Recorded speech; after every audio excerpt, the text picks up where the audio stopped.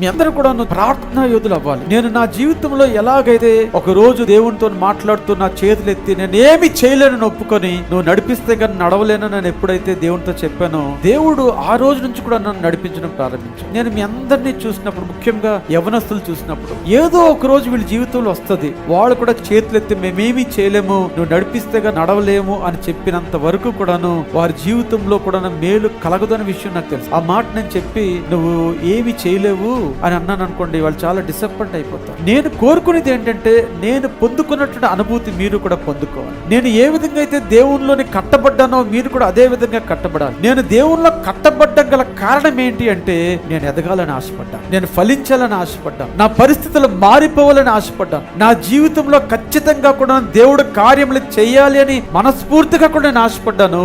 ఆ ఆశపడిన రీతిగా కూడాను నేను ఏమి చేయలేని తండ్రి దేవా, నువ్వు నాకు సహాయం చేయకపోతే అని నేను ఒప్పుకున్నప్పుడు దేవుడు తన కార్యములు నా జీవితంలో చేయడము ప్రైజ్ గాడ్, హల్లెలూయా. నా జీవితంలో చేసిన దేవుడు మీ జీవితంలో చేయడా? దేవుడేమన్నా పక్షపాత పలానా వాళ్ళు చేసి కొంతమందికి చేయకుండా ఉండడానికి? దేవుడిలో ఏ పక్షపాతం కూడా లేదు, కానీ నీలోనే లోపం ఉంది.